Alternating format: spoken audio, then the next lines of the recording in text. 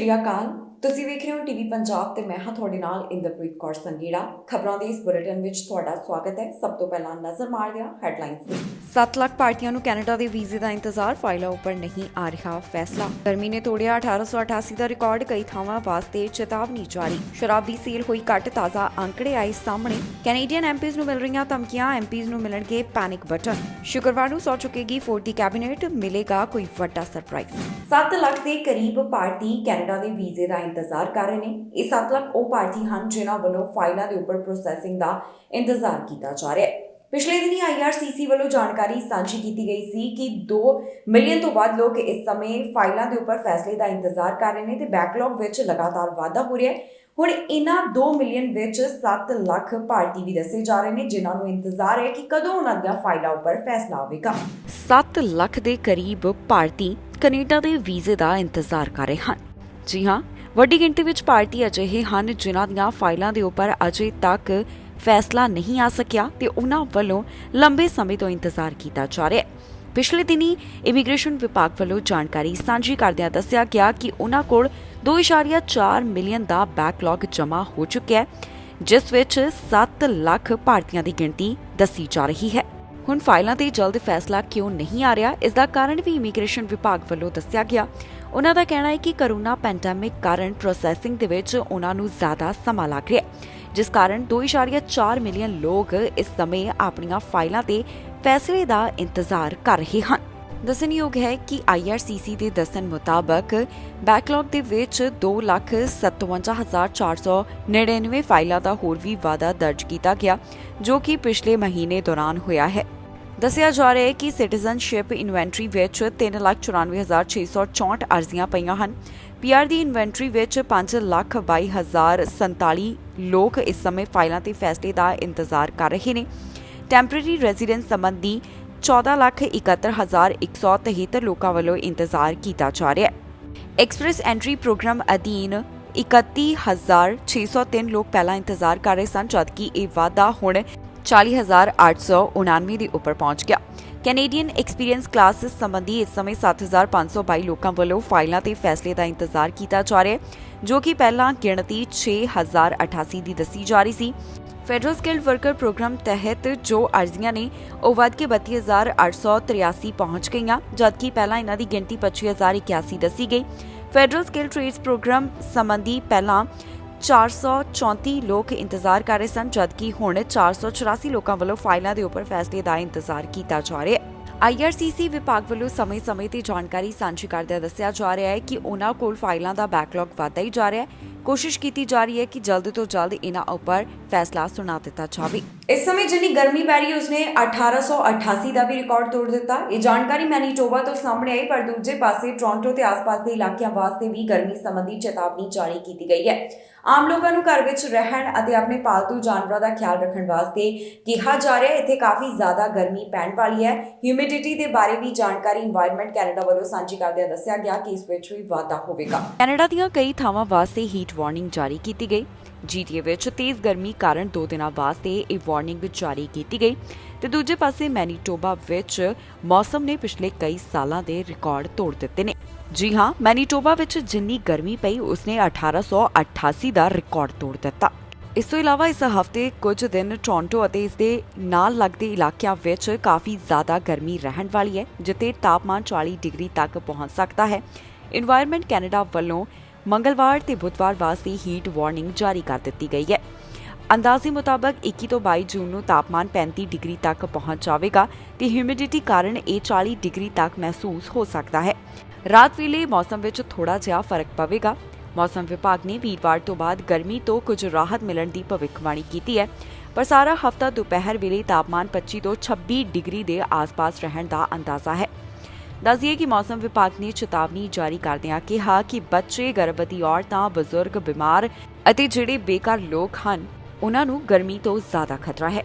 ਲੋਕਾਂ ਨੂੰ ਠੰਡੀ ਤਾਸੀਰ ਵਾਲੇ ਖਾਣ ਦੀ ਸਲਾਹ ਦਿੱਤੀ ਗਈ ਹੈ। ਇਸ ਨਾਲ ਮੌਸਮ ਵਿਭਾਗ ਨੇ ਲੋਕਾਂ ਨੂੰ ਅਪੀਲ ਕੀਤੀ ਹੈ ਕਿ ਆਪਣੇ ਪਾਲਤੂ ਜਾਨਵਰਾਂ ਨੂੰ ਵਾਹਨ ਵਿੱਚ ਛੱਡ ਕੇ ਨਾ ਜਾਣ। ਬਾਹਰ ਕੰਮ ਕਰਨ ਵਾਲਿਆਂ ਨੂੰ ਕੁਝ ਸਮੇਂ ਬਾਅਦ ਠੰਡੀ ਥਾਂ ਤੇ ਜਾ ਕੇ ਕੰਮ ਤੋਂ ਬ੍ਰੇਕ ਲੈਣ ਦੀ ਸਲਾਹ ਉਹਨਾਂ ਵੱਲੋਂ ਦਿੱਤੀ ਗਈ ਹੈ। ਜ਼ਿਕਰਯੋਗ ਹੈ ਕਿ ਮੈਨੀਟੋਬਾ ਵਿੱਚ ਵੀ ਮੌਸਮ ਨੇ ਪਿਛਲੇ ਕਈ ਸਾਲਾਂ ਦੇ ਰਿਕਾਰਡ ਤੋੜ ਦਿੱਤੇ। ਇੱਥੇ ਪਿਛਲੇ 18 ਰਿਕਾਰਡ ਟੁੱਟੇ ਹਨ। ਵਿਨੀਪੈਗ ਵਿੱਚ ਤਾਪਮਾਨ 37 ਡਿਗਰੀ ਸੈਲਸੀਅਸ ਦਰਜ ਕੀਤਾ ਗਿਆ, ਜੋ ਕਿ 134 ਸਾਲ ਪਹਿਲਾਂ 33.3 ਡਿਗਰੀ ਸੈਲਸੀਅਸ ਦਰਜ ਕੀਤਾ ਗਿਆ ਸੀ। ਹੋਰ ਵੀ ਕਈ ਥਾਵਾਂ ਦੇ ਉੱਪਰ ਹੀ ਇਸ ਤਰ੍ਹਾਂ ਦੇਖਣ ਨੂੰ ਮਿਲਿਆ। ਕਾਰਮਨ ਵਿੱਚ ਤਾਪਮਾਨ 36.9 ਡਿਗਰੀ ਸੈਲਸੀਅਸ ਦਰਜ ਕੀਤਾ ਗਿਆ, ਜੋ ਕਿ 1911 ਦੌਰਾਨ 32.8 ਡਿਗਰੀ ਸੈਲਸੀਅਸ ਸੀ। ਸਪ੍ਰੇਗ ਵਿੱਚ 34.8 ਡਿਗਰੀ ਸੈਲਸੀਅਸ, ਜੋ ਕਿ 1933 ਵਿੱਚ 34.4 ਡਿਗਰੀ ਸੈਲਸੀਅਸ ਸੀ। ਐਮਰਸਨ ਵਿੱਚ 38 ਡਿਗਰੀ ਸੈਲਸੀਅਸ ਤਾਪਮਾਨ ਰਿਕਾਰਡ ਕੀਤਾ ਗਿਆ, ਜੋ ਕਿ 1995 ਦੌਰਾਨ 34.5 ਡਿਗਰੀ ਸੈਲਸੀਅਸ ਸੀ। ਇਸ ਤੋਂ ਇਲਾਵਾ ਮੈਨੀਟੋਬਾ ਦੀਆਂ ਕਈ ਥਾਵਾਂ ਵਾਸਤੇ ਵੀ ਚੇਤਾਵਨੀ ਜਾਰੀ ਕੀਤੀ ਗਈ ਹੈ। ਕੈਨੇਡਾ ਵਿੱਚ ਸੇਲ ਅਤੇ ਗ੍ਰੋਸਰੀ ਦੀ ਸੇਲ ਪਹਿਲਾਂ ਦੇ ਮੁਕਾਬਲੇ ਘੱਟ ਹੋਈ ਹੈ। ਕਈ ਥਾਵਾਂ ਵਿੱਚ ਸੇਲ ਅੰਦਰ ਵਾਧਾ ਵੀ ਦਰਜ ਕੀਤਾ ਗਿਆ। ਰੀਟੇਲ ਸੇਲ ਵਿੱਚ ਵਾਧਾ ਹੋਇਆ, ਜਿਸ ਬਾਰੇ ਸਟੈਟਿਸਟਿਕਸ ਕੈਨੇਡਾ ਵੱਲੋਂ ਅੰਕੜਾ ਸਾਂਝਾ ਕੀਤਾ ਗਿਆ। ਕੈਨੇਡਾ ਵਿੱਚ ਇਸ ਸਮੇਂ ਲਗਾਤਾਰ ਮਹਿੰਗਾਈ ਵਧਦੀ ਜਾ ਰਹੀ ਹੈ, ਜਿਸ ਦਾ ਅਸਰ ਅਲੱਗ-ਅਲੱਗ ਚੀਜ਼ਾਂ ਦੇ ਉੱਪਰ ਪੈਂਦਾ ਹੋਇਆ ਦਿਖਾਈ ਦੇ ਰਿਹਾ ਹੈ। ਵਧ ਰਹੀਆਂ ਕੀਮਤਾਂ ਦੌਰਾਨ ਗ੍ਰੋਸਰੀ ਸਟੋਰ ਅਤੇ ਸ਼ਰਾਬ ਦੀ ਸੇਲ ਪਹਿਲਾਂ ਦੇ ਮੁਕਾਬਲੇ ਘੱਟ ਹੋਈ ਹੈ। ਇਸ ਬਾਰੇ ਹੁਣ ਸਟੈਟਿਸਟਿਕਸ ਕੈਨੇਡਾ ਵੱਲੋਂ ਅੰਕੜਾ ਪੇਸ਼ ਕੀਤਾ ਗਿਆ। ਸਟੈਟਿਸਟਿਕਸ ਕੈਨੇਡਾ ਦਾ ਕਹਿਣਾ ਹੈ ਕਿ ਅਪ੍ਰੈਲ ਮਹੀਨੇ ਦੌਰਾਨ ਰੀਟੇਲ ਸੇਲ ਵਿੱਚ 0.9% ਦਾ ਵਾਧਾ ਦਰਜ ਕੀਤਾ ਗਿਆ, ਜੋ ਕਿ ਅਪ੍ਰੈਲ ਮਹੀਨੇ ਦੌਰਾਨ $60.7 ਬਿਲੀਅਨ ਦਰਜ ਕੀਤੀ ਗਈ। ਇਸ ਵਿੱਚ ਜਨਰਲ ਮਰਚੈਂਡਾਈਜ਼ ਸਟੋਰਸ ਕਾਰਨ ਵਾਧਾ ਦਰਜ ਕੀਤਾ ਗਿਆ। ਏਜੰਸੀ ਦਾ ਕਹਿਣਾ ਹੈ ਕਿ ਮਈ ਮਹੀਨੇ ਬਾਰੇ ਅੰਦਾਜ਼ਾ ਲਗਾਇਆ ਗਿਆ ਸੀ ਕਿ ਇਸ ਮਹੀਨੇ ਸੇਲ ਵਿੱਚ 1.6% ਦਾ ਵਾਧਾ ਹੋਵੇਗਾ, ਪਰ ਅਜਿਹਾ ਨਹੀਂ ਹੋ ਸਕਿਆ। ਦੱਸਿਆ ਜਾ ਰਿਹਾ ਹੈ ਕਿ ਅਪ੍ਰੈਲ ਮਹੀਨੇ ਦੌਰਾਨ 11 ਸਬ ਸੈਕਟਰਸ ਵਿੱਚ ਵਾਧਾ ਦਰਜ ਕੀਤਾ ਗਿਆ ਸੀ। ਰੀਟੇਲ ਸੇਲ ਅੰਦਰ 43.3% ਦੇ ਵਾਧੇ ਦੇ ਬਾਰੇ ਉਨ੍ਹਾਂ ਵੱਲੋਂ ਜਾਣਕਾਰੀ ਦਿੱਤੀ ਗਈ। ਇਸ ਮਹੀਨੇ ਜਨਰਲ ਮਰਚੈਂਡਾਈਜ਼ ਸਟੋਰ ਵਿੱਚ 4.2% ਦਾ ਵਾਧਾ ਦਰਜ ਕੀਤਾ ਗਿਆ, ਜਿਸ ਵਿੱਚ ਪੈਟ ਸਟੋਰਸ, ਕੈਨੇਬੀਜ਼ ਸਟੋਰਸ ਅਤੇ ਹੋਰ ਸਟੋਰ ਸ਼ਾਮਿਲ ਹਨ। ਇਸ ਤੋਂ ਇਲਾਵਾ ਸਟੇਸ਼ਨਰੀ ਸਟੋਰਸ ਤੇ ਪੂਲ ਰਿਟੇਲਰਸ ਵਿੱਚ 11.3% ਦੀ ਸੇਲ ਵੱਧ ਦਰਜ ਕੀਤੀ ਗਈ।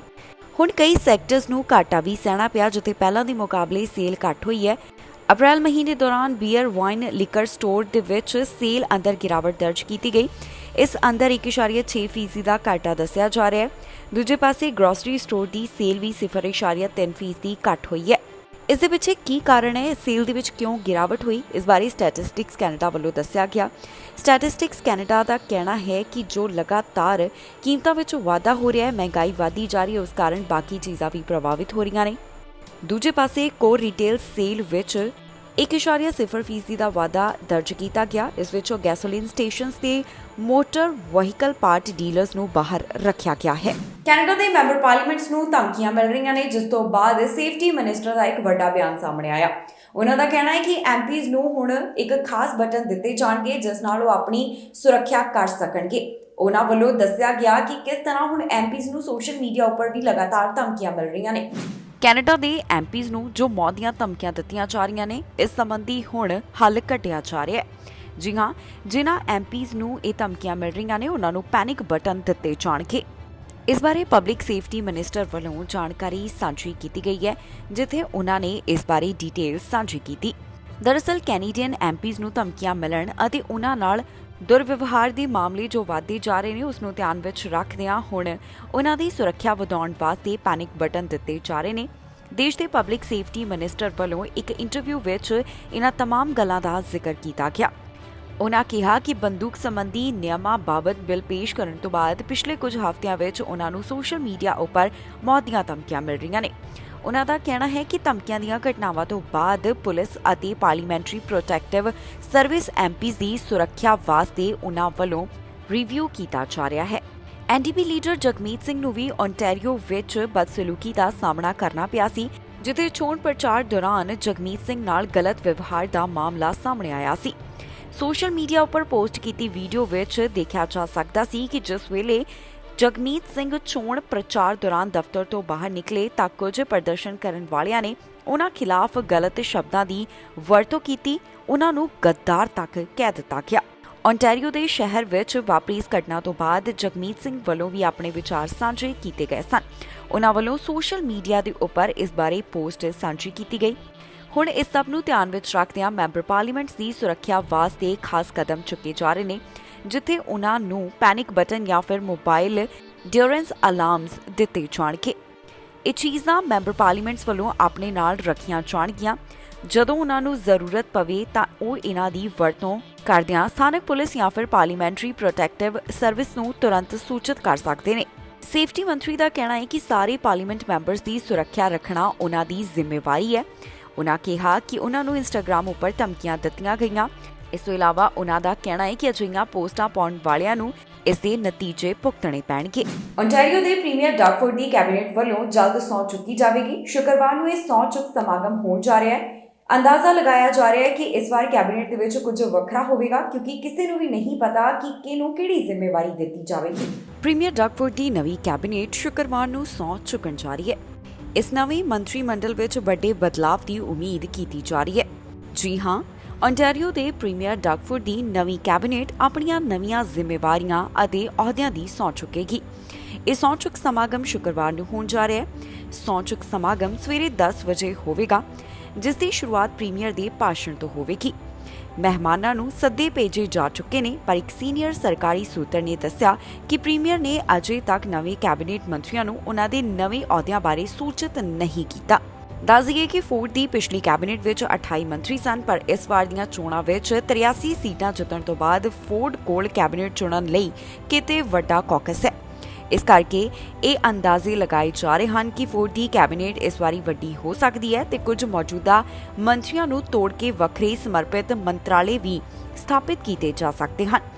ਸਿਹਤ ਤੇ ਸਿੱਖਿਆ ਮੰਤਰਾਲਾ ਸਭ ਤੋਂ ਅਹਿਮ ਮੰਤਰਾਲਿਆਂ ਵਿੱਚੋਂ ਇੱਕ ਹੈ, ਕਿਉਂਕਿ ਸਰਕਾਰ ਨੇ ਨਵੇਂ ਹਸਪਤਾਲਾਂ ਵਾਸਤੇ $1 ਬਿਲੀਅਨ ਦਾ ਐਲਾਨ ਕੀਤਾ ਤੇ ਇਸ ਸੰਬੰਧੀ ਹੋਰ ਵੀ ਉਹਨਾਂ ਵੱਲੋਂ ਕੰਮਕਾਜ ਕੀਤਾ ਜਾ ਰਿਹਾ ਹੈ। ਜ਼ਿਕਰਯੋਗ ਹੈ ਕਿ ਫੋਰਡ ਕੈਬਨਿਟ ਵਿੱਚ 4 ਸਾਲ ਸਿਹਤ ਮੰਤਰੀ ਰਹੀ ਕ੍ਰਿਸਟੀਨ ਪਹਿਲਾਂ ਹੀ ਐਲਾਨ ਕਰ ਚੁੱਕੇ ਹਨ ਕਿ ਉਹ ਦੁਬਾਰਾ ਚੋਣਾਂ ਨਹੀਂ ਲੜਨਗੇ। ਉਹਨਾਂ ਦੇ ਸੰਨਿਆਸ ਦੀ ਖਬਰ ਤੋਂ ਬਾਅਦ ਹੀ ਕੁਝ ਐਕਸਪਰਟਸ ਨੇ ਅੰਦਾਜ਼ੇ ਲਗਾਏ ਸਨ ਕਿ ਫੋਰਡ ਕੈਬਨਿਟ ਵਿੱਚ ਸੋਲਿਸਿਟਰ ਜਨਰਲ ਰਹਿ ਚੁੱਕੀ ਸਿਲਵੀਆ ਨੂੰ ਸਿਹਤ ਮੰਤਰਾਲਾ ਸੌਂਪਿਆ ਜਾ ਸਕਦਾ ਹੈ। ਚੋਣਾਂ ਤੋਂ ਪਹਿਲਾਂ ਪ੍ਰੋਗਰੈਸਿਵ ਕੰਜ਼ਰਵੇਟਿਵ ਪਾਰਟੀ ਵੱਲੋਂ ਓਨਟਾਰੀਓ ਵਾਸੀਆਂ ਨਾਲ ਕਈ ਵੱਡੇ ਵਾਅਦੇ ਕੀਤੇ ਗਏ ਸਨ। ਸਾਬਕਾ ਪੀਸੀ ਸਰਕਾਰ ਨੇ ਚੋਣਾਂ ਤੋਂ ਪਹਿਲਾਂ ਜੀਟੀਏ ਵਿੱਚ ਨਵੇਂ ਹਸਪਤਾਲ ਤੇ ਹਾਈਵੇ 413 ਬਣਾਉਣ ਦਾ ਐਲਾਨ ਕੀਤਾ। ਫੋਰਡ ਵੱਲੋਂ ਫਾਈਨਾਂਸ ਡਿਪਾਰਟਮੈਂਟ ਪੀਟਰ ਕੋਲ ਹੀ ਰਹਿਣ ਦੇਣ ਦੀ ਸੰਭਾਵਨਾ ਜਤਾਈ ਜਾ ਰਹੀ ਹੈ। ਵਿਕ ਫੈਂਡਾਲੀ ਨੂੰ ਜਿਸ ਤਰ੍ਹਾਂ ਦੀਆਂ ਗੱਲਾਂ ਦਾ ਸਾਹਮਣਾ ਕਰਨਾ ਪਿਆ, ਉਸ ਤੋਂ ਬਾਅਦ ਉਹਨਾਂ ਨੂੰ ਅਹੁਦੇ ਤੋਂ ਹਟਾ ਦਿੱਤਾ ਗਿਆ, ਪਰ ਬਾਅਦ ਵਿੱਚ ਬਣਾਏ ਗਏ ਫਾਈਨਾਂਸ ਮੰਤਰੀ ਰੌਡ ਲਾਕਡਾਊਨ ਦੌਰਾਨ ਛੁੱਟੀਆਂ ਮਨਾਉਣ ਕੈਰੀਬੀਅਨ ਚਲੇ ਗਏ ਸਨ ਤੇ ਵਾਪਸੀ ਤੇ ਉਹਨਾਂ ਕੋਲੋਂ ਵੀ ਮੰਤਰਾਲਾ ਵਾਪਸ ਲੈ ਲਿਆ ਗਿਆ ਸੀ। ਫਿਰ ਪੀਟਰ ਵਿੱਤ ਮੰਤਰੀ ਬਣ ਗਏ। ਹੁਣ ਦੇਖਣਾ ਹੋਵੇਗਾ ਕਿ ਫੋਰਡ ਮੰਤਰਾਲੇ ਵਿੱਚ ਕਿਸ ਨੂੰ ਕਿਹੜੀ ਅਹਿਮ ਜ਼ਿੰਮੇਵਾਰੀ ਮਿਲਦੀ ਹੈ। ਲਿਬਰਲ ਪਾਰਟੀ ਵੱਲੋਂ ਪਾਰਲੀਮੈਂਟ ਦੇ ਸੰਬੰਧ ਵਿੱਚ ਮੰਗ ਕੀਤੀ ਜਾ ਰਹੀ ਹੈ। ਲਿਬਰਲ ਪਾਰਟੀ ਚਾਹੁੰਦੀ ਹੈ 1 ਸਾਲ ਹੋਰ ਜੋ ਪਾਰਲੀਮੈਂਟ ਵਿੱਚ ਹਾਈਬ੍ਰਿਡ ਮਾਡਲ ਜਿਹੜਾ ਉਸ ਨੂੰ ਜਾਰੀ ਰੱਖਿਆ ਜਾਵੇ, ਪਰ ਕੰਜ਼ਰਵੇਟਿਵ ਪਾਰਟੀ ਅਜਿਹਾ ਨਹੀਂ ਚਾਹੁੰਦੀ। ਉਹਨਾਂ ਵੱਲੋਂ ਇਸ ਦਾ ਵਿਰੋਧ ਕੀਤਾ ਜਾ ਰਿਹਾ ਹੈ। ਲਿਬਰਲ ਪਾਰਟੀ ਇੱਕ ਹੋਰ ਸਾਲ ਹਾਈਬ੍ਰਿਡ ਪਾਰਲੀਮੈਂਟ ਜਾਰੀ ਰੱਖਣਾ ਚਾਹੁੰਦੀ ਹੈ, ਪਰ ਕੰਜ਼ਰਵੇਟਿਵ ਪਾਰਟੀ ਇਸ ਤਰ੍ਹਾਂ ਨਹੀਂ ਚਾਹੁੰਦੀ। ਜੀ ਹਾਂ, ਲਿਬਰਲ ਮੈਂਬਰ ਪਾਰਲੀਮੈਂਟ ਚਾਹੁੰਦੇ ਹਨ ਕਿ ਹੋਰ 1 ਸਾਲ ਵਾਸਤੇ ਮੈਂਬਰਸ ਨੂੰ ਪਾਰਲੀਮੈਂਟ ਵਿੱਚ ਸ਼ਾਮਿਲ ਹੋਣ ਵਾਸਤੇ ਵਰਚੁਅਲ ਆਪਸ਼ਨ ਦਿੱਤਾ ਜਾਵੇ, ਪਰ ਕੰਜ਼ਰਵੇਟਿਵ ਪਾਰਟੀ ਇਸ ਨਾਲ ਸਹਿਮਤ ਨਹੀਂ। ਗਵਰਨਮੈਂਟ ਹਾਊਸ ਲੀਡਰ ਵੱਲੋਂ ਇਸ ਬਾਰੇ ਜਾਣਕਾਰੀ ਦਿੱਤੀ ਗਈ। ਉਹਨਾਂ ਨੇ ਸੋਮਵਾਰ ਨੂੰ ਵਿਰੋਧੀ ਪਾਰਟੀਆਂ ਦੇ ਹਾਊਸ ਲੀਡਰਸ ਨਾਲ ਗੱਲਬਾਤ ਕਰਨ ਤੋਂ ਬਾਅਦ ਇਹ ਐਲਾਨ ਕੀਤਾ। ਇਹ ਹਫ਼ਤਾ ਮੌਜੂਦ ਸੈਸ਼ਨ ਦਾ ਆਖਰੀ ਹਫ਼ਤਾ ਹੋਣ ਦੀ ਸੰਭਾਵਨਾ ਹੈ। ਕੋਵਿਡ ਪੈਂਡੇਮਿਕ ਦੌਰਾਨ ਜਦੋਂ ਲੋਕਾਂ ਨੂੰ ਘਰਾਂ ਵਿੱਚ ਰਹਿਣ ਦੀ ਅਪੀਲ ਕੀਤੀ ਜਾ ਰਹੀ ਸੀ ਤਾਂ ਪਾਰਲੀਮੈਂਟ ਦੀ ਕਾਰਵਾਈ ਵੀ ਰੋਕ ਦਿੱਤੀ ਗਈ। ਉਸ ਵੇਲੇ ਐਮਪੀਜ਼ ਨੂੰ ਪਹਿਲਾਂ ਪੂਰੇ ਤਰੀਕੇ ਨਾਲ ਘਰੋਂ ਕੰਮ ਕਰਨ, ਇਸ ਤੋਂ ਬਾਅਦ ਹਾਈਬ੍ਰਿਡ ਮਾਡਲ ਰਾਹੀਂ ਪਾਰਲੀਮੈਂਟ ਦੀ ਕਾਰਵਾਈ ਵਿੱਚ ਸ਼ਾਮਿਲ ਹੋਣ ਦੀ ਵਿਵਸਥਾ ਵੀ ਕੀਤੀ ਗਈ। ਸਤੰਬਰ 2020 ਵਿੱਚ ਪਾਰਲੀਮੈਂਟ ਦੇ ਮੈਂਬਰਸ ਨੇ ਪਹਿਲੀ ਵਾਰ ਵਰਚੁਅਲ ਤਰੀਕੇ ਰਾਹੀਂ ਵੋਟ ਪਾਈ ਸੀ ਅਤੇ ਉਸ ਤੋਂ ਬਾਅਦ ਇੱਕ ਐਪ ਦੇ ਜ਼ਰੀਏ ਪਾਰਲੀਮੈਂਟ ਵਿੱਚ ਵੋਟਾਂ ਪੈਂਦੀਆਂ ਸਨ। ਹੁਣ ਦੱਸਿਆ ਜਾ ਰਿਹਾ ਹੈ ਕਿ ਸਰਕਾਰ ਹਾਈਬ੍ਰਿਡ ਮਾਡਲ ਨੂੰ ਇੱਕ ਹੋਰ ਸਾਲ ਜਾਰੀ ਰੱਖਣਾ ਚਾਹੁੰਦੀ ਹੈ ਤੇ ਇਸ ਵਾਸਤੇ ਇੱਕ ਮਤਾ ਪੇਸ਼ ਕਰੇਗੀ। ਮੰਗਲਵਾਰ ਅਤੇ ਬੁੱਧਵਾਰ ਨੂੰ ਇਸ ਦੇ ਉੱਪਰ ਬਹਿਸ ਹੋਣੀ ਹੈ। ਉਹਨਾਂ ਵੱਲੋਂ ਇਹ ਕਿਹਾ ਜਾ ਰਿਹਾ ਹੈ ਕਿ ਕੰਮਕਾਜ ਦੇ ਫਾਰਮੈਟ ਵਿੱਚ ਫਲੈਕਸੀਬਿਲਿਟੀ ਅਜੇ ਵੀ ਜ਼ਰੂਰੀ ਹੈ। ਪਿਛਲੇ ਹਫ਼ਤੇ ਪ੍ਰਧਾਨ ਮੰਤਰੀ ਜਸਟਿਨ ਟਰੂਡੋ ਸਮੇਤ 5 ਮੈਂਬਰ ਪਾਰਲੀਮੈਂਟ ਕੋਰੋਨਾ ਪੋਜ਼ਿਟਿਵ ਪਾਏ ਗਏ ਅਤੇ ਉਹ ਪਾਰਲੀਮੈਂਟ ਵਿੱਚ ਹਾਜ਼ਰ ਨਹੀਂ ਹੋ ਸਕੇ। ਉਹਦੇ ਦੂਜੇ ਪਾਸੇ ਕੰਜ਼ਰਵੇਟਿਵ ਮੈਂਬਰ ਪਾਰਲੀਮੈਂਟਸ ਵੱਲੋਂ ਮਤੇ ਦਾ ਵਿਰੋਧ ਕੀਤਾ ਜਾ ਰਿਹਾ ਹੈ।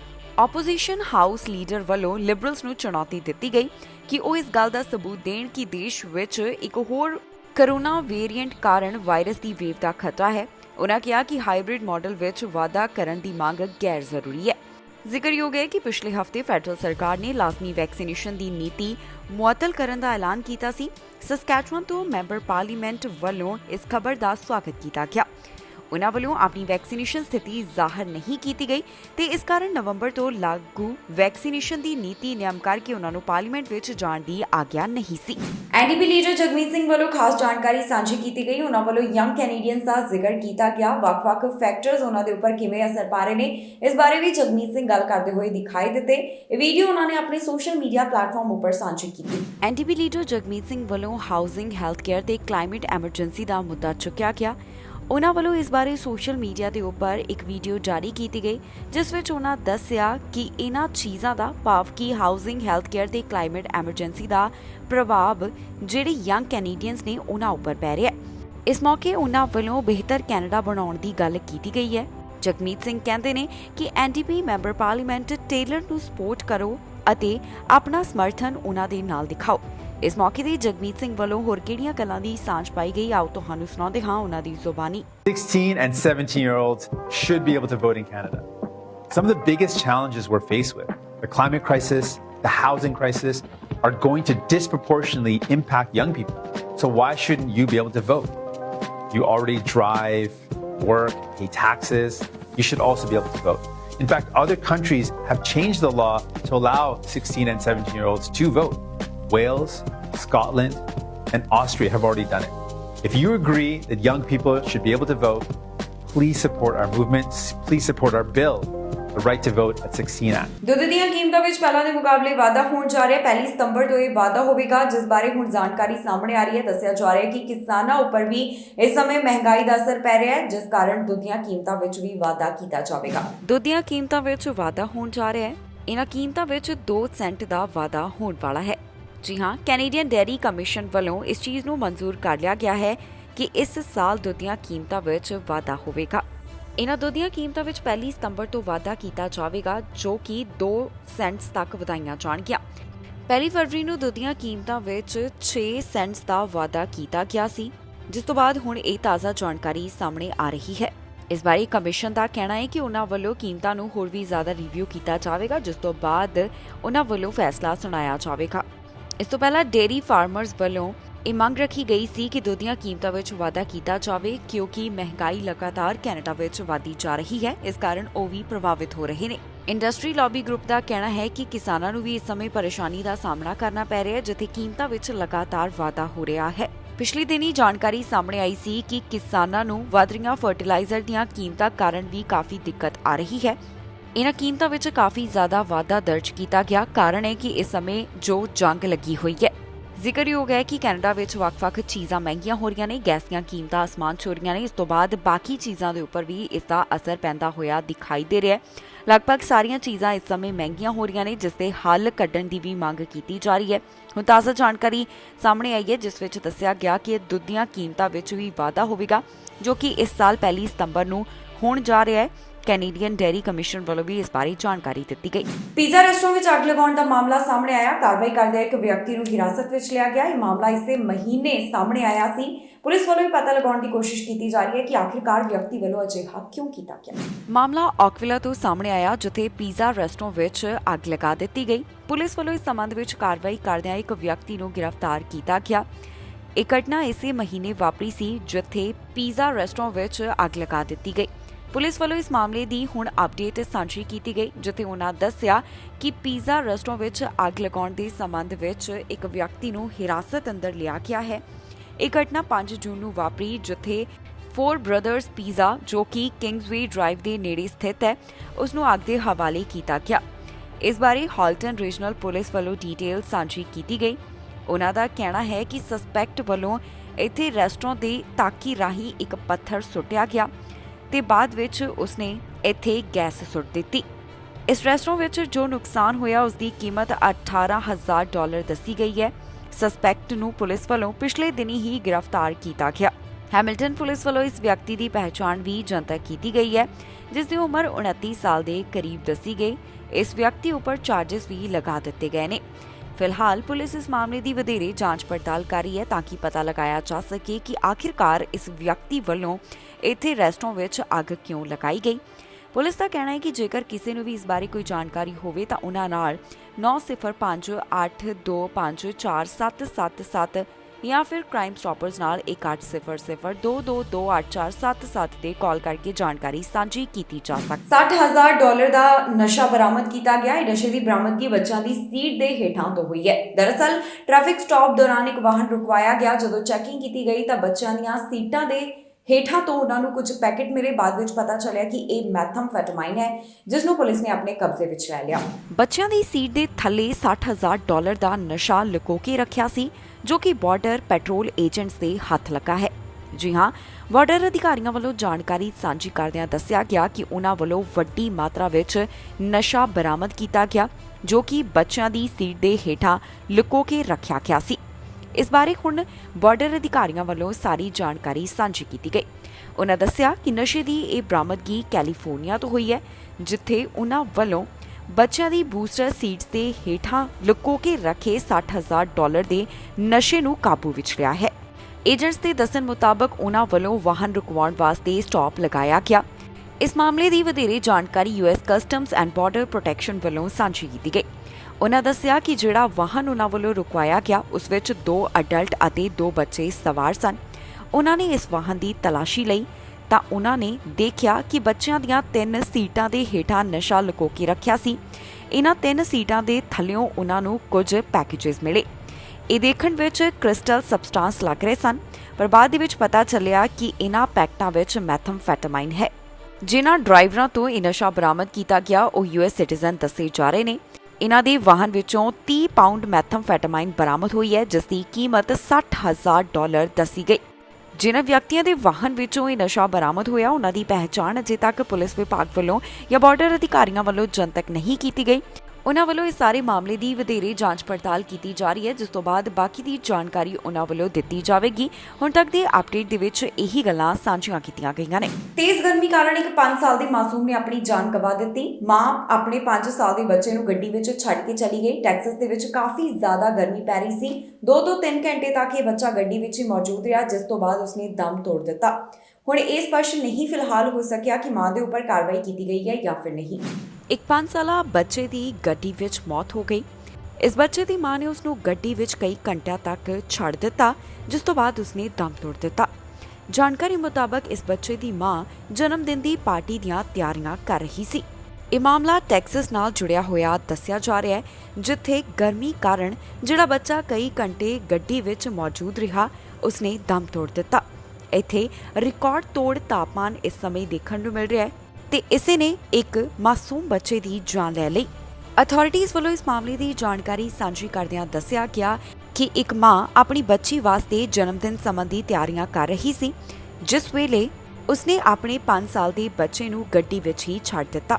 ਜਾਣਕਾਰੀ ਮੁਤਾਬਕ ਮਾਂ ਤੇ ਧੀ ਗੱਡੀ ਵਿੱਚੋਂ ਨਿਕਲ ਗਏ, ਪਰ ਉਹਨਾਂ ਨੇ ਇਹ ਧਿਆਨ ਨਹੀਂ ਦਿੱਤਾ ਕਿ ਪਿੱਛੇ ਉਹਨਾਂ ਦਾ ਬੇਟਾ ਵੀ ਗੱਡੀ ਵਿੱਚ ਰਹਿ ਗਿਆ ਹੈ, ਜੋ ਕਿ ਗੱਡੀ ਦੀ ਬੈਕ ਸੀਟ ਦੇ ਉੱਪਰ ਸੀ। ਕੁਝ ਘੰਟੇ ਬੀਤ ਜਾਣ ਤੋਂ ਬਾਅਦ ਮਾਂ ਨੂੰ ਅਹਿਸਾਸ ਹੋਇਆ ਕਿ ਉਸਦਾ ਬੱਚਾ ਉਸਦੇ ਨਾਲ ਨਹੀਂ ਹੈ, ਤਾਂ ਫਿਰ ਉਸਨੇ ਉਸਨੂੰ ਲੱਭਣਾ ਸ਼ੁਰੂ ਕਰ ਦਿੱਤਾ। ਜਦੋਂ ਮਾਂ ਨੇ ਗੱਡੀ ਵਿੱਚ ਆ ਕੇ ਬੱਚੇ ਨੂੰ ਆਵਾਜ਼ਾਂ ਲਗਾਈਆਂ ਤਾਂ ਉਸਨੇ ਜਵਾਬ ਨਹੀਂ ਦਿੱਤਾ। ਅਜਿਹਾ ਦੇਖ ਕੇ ਉਸਨੇ ਤੁਰੰਤ 911 ਦੇ ਉੱਪਰ ਕਾਲ ਕੀਤੀ। ਜਦੋਂ ਫਰਸਟ ਰਿਸਪੌਂਡਰਸ ਘਟਨਾ ਵਾਲੀ ਥਾਂ ਦੇ ਉੱਪਰ ਪਹੁੰਚੇ ਤਾਂ ਉਹਨਾਂ ਨੇ ਇਸ ਬੱਚੇ ਨੂੰ ਮ੍ਰਿਤਕ ਐਲਾਨ ਕਰ ਦਿੱਤਾ। ਫਿਲਹਾਲ ਅਜੇ ਤੱਕ ਇਹ ਸਪਸ਼ਟ ਨਹੀਂ ਕੀਤਾ ਗਿਆ ਕਿ ਹੁਣ ਬੱਚੇ ਦੀ ਮੌਤ ਦੇ ਸੰਬੰਧ ਵਿੱਚ ਮਾਂ ਦੇ ਉੱਪਰ ਕੋਈ ਕਾਰਵਾਈ ਕੀਤੀ ਗਈ ਹੈ ਜਾਂ ਫਿਰ ਨਹੀਂ। ਦੱਸਣਯੋਗ ਹੈ ਕਿ ਇਸ ਸਮੇਂ ਹਿਊਸਟਨ ਦੇ ਵਿੱਚ ਤਾਪਮਾਨ ਰਿਕਾਰਡ ਤੋੜ ਪਹੁੰਚਾ ਹੋਇਆ ਹੈ। ਇੱਥੇ ਤਾਪਮਾਨ 38 ਡਿਗਰੀ ਸੈਲਸੀਅਸ ਦਰਜ ਕੀਤਾ ਜਾ ਰਿਹਾ ਹੈ। ਨੈਸ਼ਨਲ ਸੇਫਟੀ ਕੌਂਸਲ ਦੇ ਦੱਸਣ ਮੁਤਾਬਕ ਅਜਿਹੇ 38 ਬੱਚੇ ਹਨ ਜਿਨ੍ਹਾਂ ਨੇ ਗਰਮੀ ਕਾਰਨ ਦਮ ਤੋੜ ਦਿੱਤਾ, ਜਿਨ੍ਹਾਂ ਦੇ ਮਾਂ-ਬਾਪ ਉਹਨਾਂ ਨੂੰ ਗੱਡੀ ਵਿੱਚ ਛੱਡ ਗਏ ਤੇ ਪਿੱਛੋਂ ਉਹਨਾਂ ਦੀ ਮੌਤ ਹੋ ਗਈ। ਹੁਣ ਜੋ ਟੈਕਸਸ ਤੋਂ ਤਾਜ਼ਾ ਮਾਮਲਾ ਸਾਹਮਣੇ ਆਇਆ, ਉਸ ਦੀ ਪੁਲਿਸ ਵੱਲੋਂ ਜਾਂਚ ਪੜਤਾਲ ਕੀਤੀ ਜਾ ਰਹੀ ਹੈ, ਜਿਸ ਤੋਂ ਬਾਅਦ ਬਾਕੀ ਦੀ ਅਪਡੇਟ ਦਿੱਤੀ ਜਾਵੇਗੀ। ਇਸ ਦੇ ਨਾਲ ਹੀ ਜਾਂਦੇ ਇੱਕ ਵਾਰ ਫਿਰ ਤੋਂ ਨਜ਼ਰ ਮਾਰਦੇ ਹਾਂ ਹੈਡਲਾਈਨਸ ਤੇ। 7 ਲੱਖ ਭਾਰਤੀਆਂ ਨੂੰ ਕੈਨੇਡਾ ਦੇ ਵੀਜ਼ੇ ਦਾ ਇੰਤਜ਼ਾਰ, ਫਾਈਲਾਂ ਉੱਪਰ ਨਹੀਂ ਆ ਰਿਹਾ ਫੈਸਲਾ। ਗਰਮੀ ਨੇ ਤੋੜਿਆ 1888 ਦਾ ਰਿਕਾਰਡ, ਕਈ ਥਾਵਾਂ ਵਾਸਤੇ ਚੇਤਾਵਨੀ ਜਾਰੀ। ਸ਼ਰਾਬ ਦੀ ਸੇਲ ਹੋਈ ਘੱਟ, ਤਾਜ਼ਾ ਅੰਕੜੇ ਆਏ ਸਾਹਮਣੇ। ਕੈਨੇਡੀਅਨ ਐਮਪੀਜ਼ ਨੂੰ ਮਿਲ ਰਹੀਆਂ ਧਮਕੀਆਂ, ਐਮਪੀਜ਼ ਨੂੰ ਮਿਲਣਗੇ ਪੈਨਿਕ ਬਟਨ। ਸ਼ੁੱਕਰਵਾਰ ਨੂੰ ਸੌ ਚੁੱਕੇਗੀ ਫੋਰਡ ਦੀ ਕੈਬਨਿਟ, ਮਿਲੇਗਾ ਕੋਈ ਵੱਡਾ ਸਰਪ੍ਰਾਈਜ਼।